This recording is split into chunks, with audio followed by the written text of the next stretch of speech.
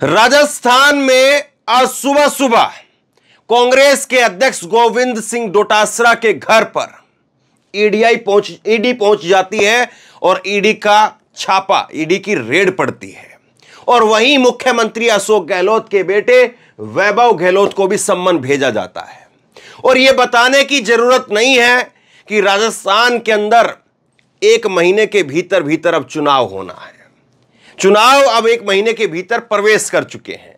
अब मोदी जी के शब्दों में अगर पूछें तो यह संयोग है या यह प्रयोग है? क्या ईडी और सीबीआई का इसलिए प्रयोग किया जा रहा है कि ईडी और सीबीआई के जरिए कांग्रेस के नेताओं पर, विपक्ष के नेताओं पर प्रेशर बनाया जा सके, या ये एक महज संयोग की बात है कि उधर चुनाव है और इधर ईडी सीबीआई की कार्रवाई तेज हो जाती है, सुबह सुबह छापा पड़ता है? देखिए, कोई भी जांच एजेंसी है, अगर उसको कभी भी कहीं पर भी कुछ भी ऐसा सबूत मिलता है या उसको आवश्यकता लगती है, उसको कार्रवाई करने की जरूरत महसूस होती है, तो उसमें बिना रोक टोक के होना चाहिए। वो कभी भी कर सकती है। लेकिन सवाल केवल जो है वो कार्रवाई का नहीं है, सवाल उस क्रोनोलॉजी का है जो क्रोनोलॉजी हर जगह पर दिखती है जहां पर चुनाव होते हैं। चाहे कर्नाटक हो, चाहे हिमाचल हो, चाहे जो है वो राजस्थान हो, चाहे छत्तीसगढ़ हो, जहां जहां पर चुनाव की बेला पहुंची वहां वहां पर सीबीआई और ईडी पहुंच गई। अब देखिए, राजस्थान में कांग्रेस अध्यक्ष डोटासरा के घर पर ईडी की रेड, ये विजुअल आप देखिए, ये ईडी की रेड के विजुअल हैं। और उसके साथ साथ जो है पेपर लीक के केस में पूछताछ जारी है और सीएम गहलोत के बेटे वैभव को भी सम्मन भेजा गया है। पेपर लीक का मामला, अब पेपर लीक कल तो हुए नहीं थे साहब। पेपर लीक का जो मामला है वो मामला तो बहुत पहले से चल रहा है। और उस मामले में इतनी देर क्यों? क्योंकि वो तो युवाओं के भविष्य से जुड़ा हुआ मामला है। उसमें तो तुरंत कार्रवाई होनी चाहिए थी, त्वरित कार्रवाई होनी चाहिए थी। और लेकिन अब जो है उसमें कांग्रेस अध्यक्ष के घर पर जो है वो ईडी पहुंच गई है। अब इसको लेकर के जो है वो कांग्रेस ने ट्वीट किया है और कांग्रेस की तरफ से लिखा है कि राजस्थान में बीजेपी की करारी हार होना तय है और अपनी हार देख करके बीजेपी बौखला गई है। अपने सहयोगी ईडी को काम पर लगा दिया है। राजस्थान में कांग्रेस के नेताओं के यहां ईडी की कार्रवाई मोदी सरकार की बौखलाहट है, कुंठित मानसिकता और सत्ता के निरंकुश दुरुपयोग का सबूत है। लेकिन हमने डरना नहीं सीखा, झुकना नहीं सीखा। आने वाले चुनाव में जनता इन्हें करारा जवाब देगी। हम सब मिलकर के मोदी सरकार की तानाशाही का डट करके मुकाबला करेंगे, लड़ेंगे और जीतेंगे।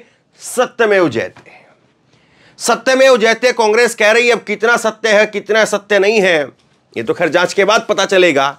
लेकिन जांच किसके इशारे पर हो रही है, यह आज के समय पर अपने आप में एक बड़ा सवाल खड़ा हो गया है।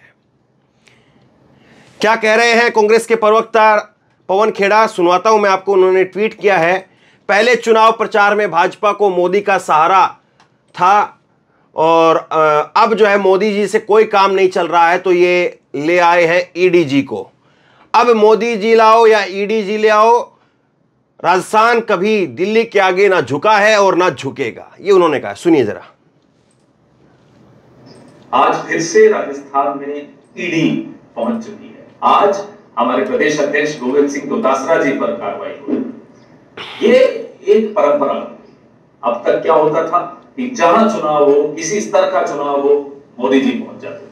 अब मोदी जी का प्रभाव खत्म, तो अब जहां चुनाव हो, किसी स्तर का चुनाव हो, ईडी जी पहुंच जाते हैं। फर्क कुछ नहीं पड़ने वाला। राजस्थान के लोगों ने पिछले 5 साल कांग्रेस की सरकार की योजनाओं को सराहा है।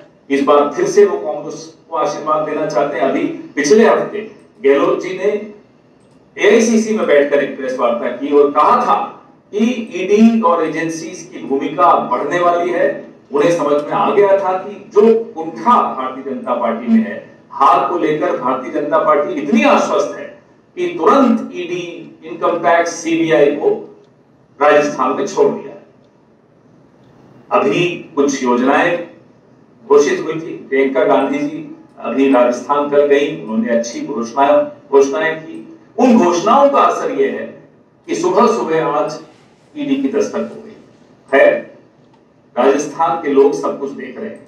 वो दिल्ली के आगे कभी झुकते नहीं है, न पहले कभी झुके हैं, न अब झुकेंगे।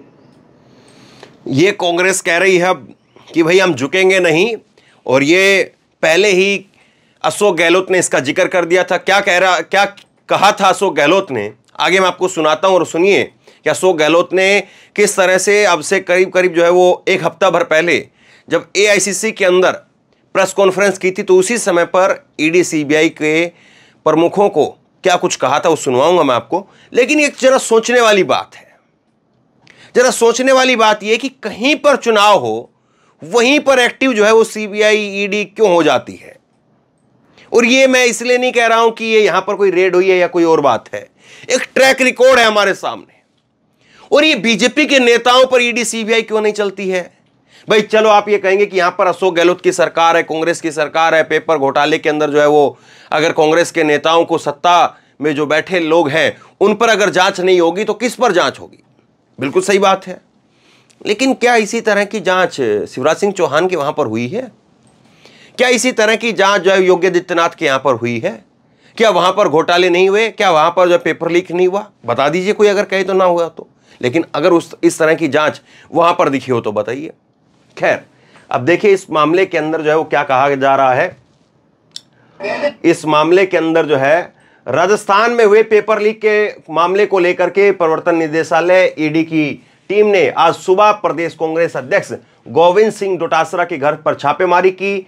इसके साथ ही मुख्यमंत्री अशोक गहलोत के बेटे वैभव गहलोत को ईडी ने foreign exchange management act FEMA case में सम्मन भेज करके पूछताछ के लिए बुलाया है।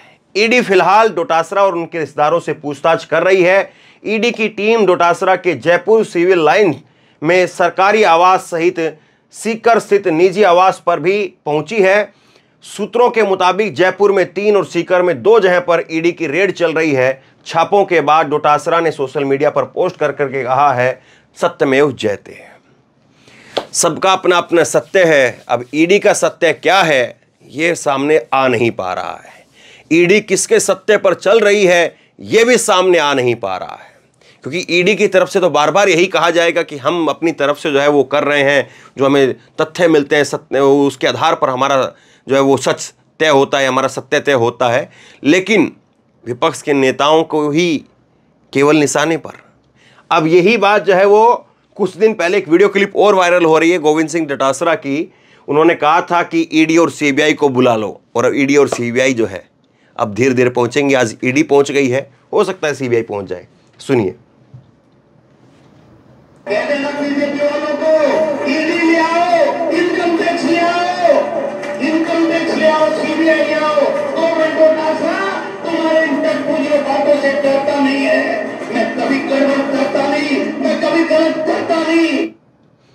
फिर सुनिए।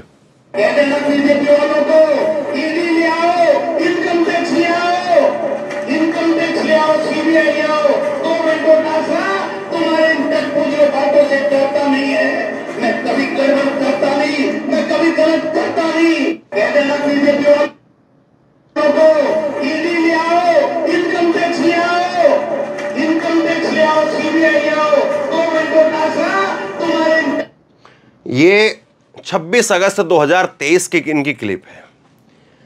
तो कैसे जो है अब 2 बातें हो सकती हैं, या तो ये कहें कि भाई इनको पता था जांच चल रही है, जांच में हम लोग फंस रहे हैं और इसीलिए जो है वो अपने आप को जो है शहीद बनाने के लिए इस तरह की बातें कही जा रही है। एक तरफ तो ये हो सकता है, दूसरा ये भी हो सकता है कि भाई बीजेपी की वहां पर दाल गल नहीं रही है, बगावत बहुत भयंकर है, वसुंधरा राजे के खेमे को पूरा मनाने की कोशिश की गई, लेकिन उसके बावजूद कितने लोग माने हैं कितने लोग नहीं माने हैं।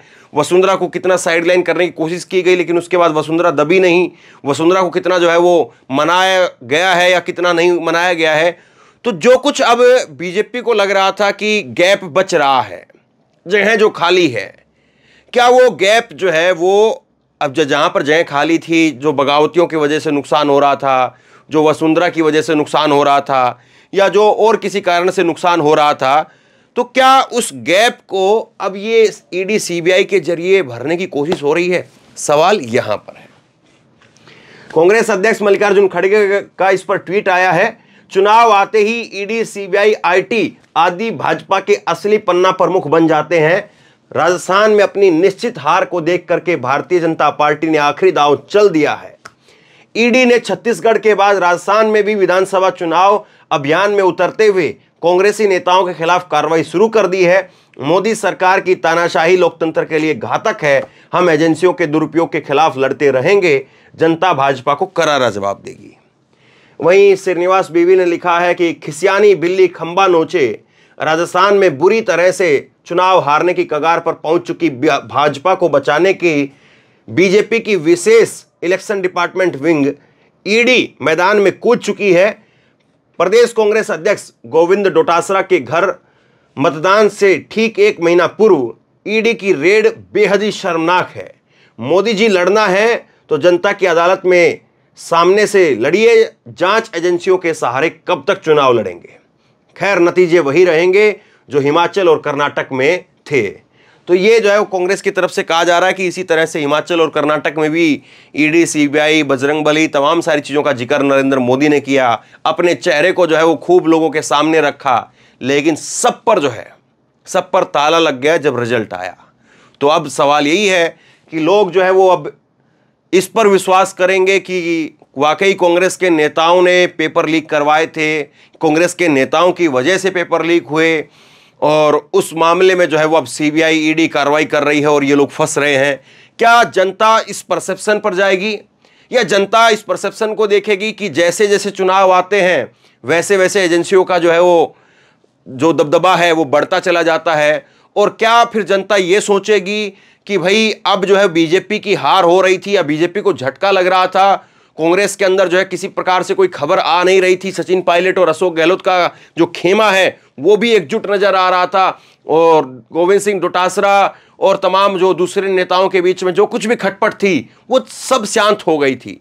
तो क्या ऐसे में जो कांग्रेस का पानी एक शांत धार की तरह से बहता हुआ दिखाई दे रहा था, उसमें पत्थर मार करके हलचल पैदा करने की कोशिश हो रही है? जनता के ऊपर अब जनता किस परसेप्शन को जो है वो ज़्यादा तवज्जो देती है। लेकिन अशोक गहलोत ने इसी मामले को लेकर के 1 हफ्ते पहले प्रेस कॉन्फ्रेंस की थी, और उस प्रेस कॉन्फ्रेंस में ईडी, सीबीआई का जिक्र करते हुए क्या कहा था, एक बार सुनिए।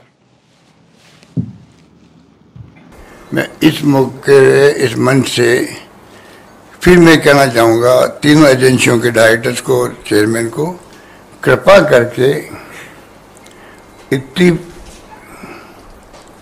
तीनों एजेंसियों के अधिकारी कंपटीशन एग्जाम देके आते हैं, चाहे आरपीएससी के हो चाहे वो यूपीएससी के हों, एग्जाम देके पास होके आते हैं। एक प्रकार शपथ लेते हैं, कमिटमेंट होता है देश के लिए। इनका कमिटमेंट देश के प्रति होना चाहिए और किसी के प्रति नहीं होना चाहिए। इनमें इतना साहस होना चाहिए मना करने का। हम दबाव में काम नहीं करेंगे, अब निष्पक्ष काम करेंगे हम लोग।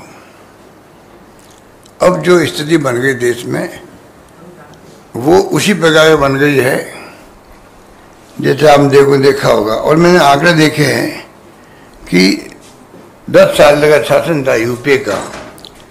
आंकड़े वैसे आपके पास होंगे, कोई नए आंकड़े नहीं हैं। 112 बार सिर्फ छापे डाले गए थे। आप तो बहुत सीनियर लोग बैठे हैं। और अब जो है 9 साल लगभग हो गए, 3010 छापे डाले गए। कहाँ तो 10 साल में 112 का 9 साल के अंदर 3010 छापे। चार्जशीट पेश हुई है, उसमें 93% हुई थी। इसका मतलब जेन्युइन छापे डाले गए थे 93%। अब है सिर्फ 888 जगह चार्जशीट पेश हुई है, मतलब सिर्फ 29% हुई है। तो आप सोच सकते हैं इतना बड़ा जो आपको अंतर महसूस हो रहा है वो चिंताजनक है। इसका मतलब है कि 3000 छापे डाले गए, उनमें क्या बीती होगी जिनको आप 800 के लगभग आप वहाँ पे चार्जशीट पेश कर पाए हो। जब छापे डाल दिए आपने, 9 साल हो गए, चार्जशीट पेश क्यों नहीं कर रहे हो आप? तो ये मैं इस रूम के अंदर आप सबको हाजिर नाजिर रख के ये कहना चाहूँगा, एजेंसियों को, पूरे देश की भावना है जो मैं बोल रहा हूँ, क्योंकि मैं भी अखबार पढ़ता हूँ, सोशल मीडिया देखता हूँ, टीवी देखता हूँ, और आजकल तो प्लेटफॉर्म पे डिस्कशन आते हैं आप लोगों के।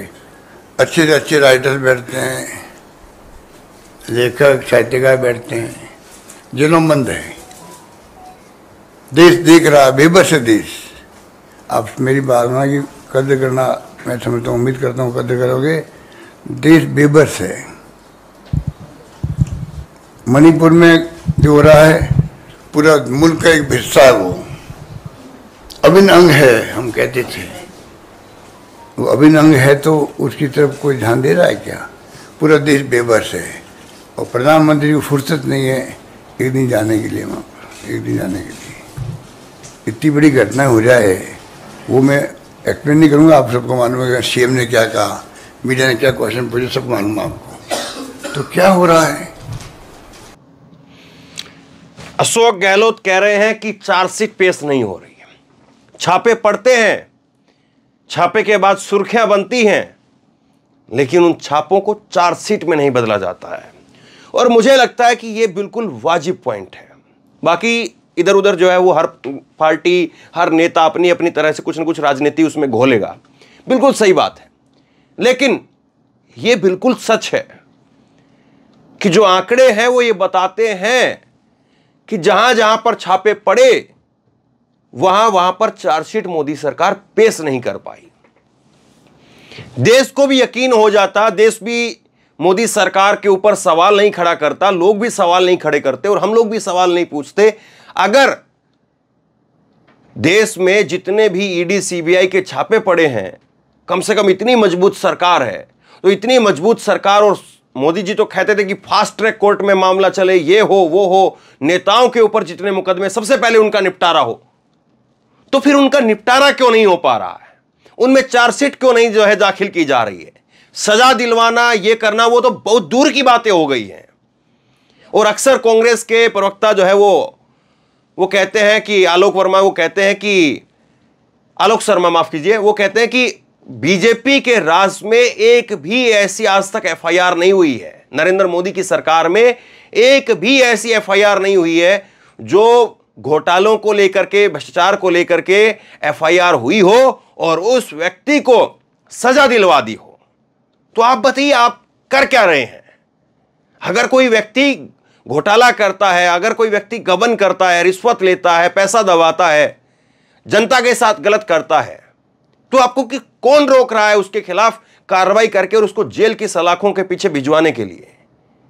अभी भी देश के अंदर कोई दो चार अगर नेता जेल की सलाखों के पीछे हैं तो उनके मामले में भी अभी ट्रायल चल रहा है। पुख्ता तौर पर उनको जो है उनकी चार्जशीट पेश करके उनको सजा अभी तक नहीं दिलवा पाई है एजेंसी।